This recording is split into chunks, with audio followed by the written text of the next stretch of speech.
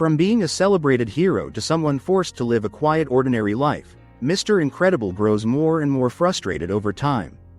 His superhero life was not just a phase or a job, it was the core of who he was. Being Mr. Incredible meant constantly using his abilities to protect people, stop disasters, and fight for what was right. That role shaped his identity so deeply that without it, he starts to feel like he is only half of the person he used to be. After the government's relocation program sends him into a normal suburban existence, he is stuck in a cubicle at InsureCare, a life insurance company that actively makes it harder for people to get the help they truly need. Denied? You're denying my claim? Oh, I don't understand. I have full coverage. I'm sorry, Mrs. Hoganson, but our liability is spelled out in paragraph 17. Instead of pulling people from burning buildings or rescuing them from collapsing structures, he is now sitting behind a desk, forced to deny insurance claims and follow a system that benefits no one but the company. Are you saying we shouldn't help our customers? The law requires that I answer no. We're supposed to help people. We're supposed to help our people! Starting with our stockholders, Bob! Who's helping them out, huh? For someone whose main drive has always been helping others, this work becomes emotionally painful because it feels like the opposite of heroism.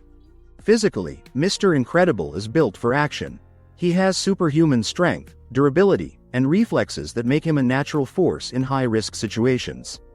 In a normal suburban environment, though, the world is too small and fragile for someone like him.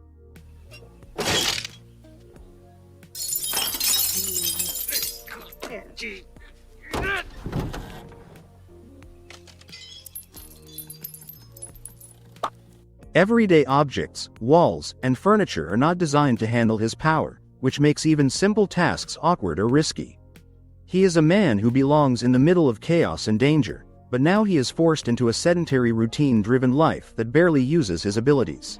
This mismatch between who he is and the life he is living creates a constant physical and mental restlessness that he cannot switch off. Not happy. He got away. Good thing, too. You were this close to losing your... He sees emergencies happening in the background of his life, the TV news, the traffic accidents, the stories of people struggling, but he is not allowed to step in and help the way he used to. In his mind, being forced into retirement is not just a change of jobs, it feels like a rejection of his gifts and everything that once defined him. Because of this, he is not really living in the present, instead, he is emotionally stuck in a past version of himself that he believes was stronger, more useful, and more real than the frustrated man he has become. This inner grief over losing that heroic version of himself makes it very hard for him to connect fully with his family. He quietly treats his domestic life, the routines, the school events, the quiet evenings at home, as a distraction from his true calling, being out there doing heroic work. As a result, he is physically present but mentally distant, which slowly strains his relationship with his family. Once in a while, he secretly goes out at night, telling his wife that he is going bowling with his best friend Lucius, also known as Frozone, when in reality he is not bowling at all. Instead, he meets Frozone and they sit in the car together, listening to the police scanner on the radio, waiting for emergencies that will give them a chance to do some heroic work on the side. What makes his character development in the first film so powerful is that over time he slowly realizes his identity is not only tied to being a hero, it is also tied to being a good father and a husband.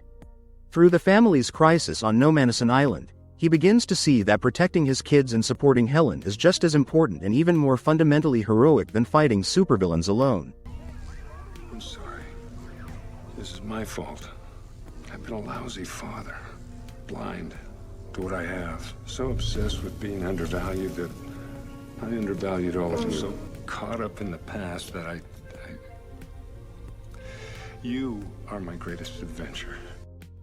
Once he learns his lesson, he grows a lot. He becomes more aware of his own flaws, more present in his family's daily life, and more willing to share the burden instead of carrying everything by himself.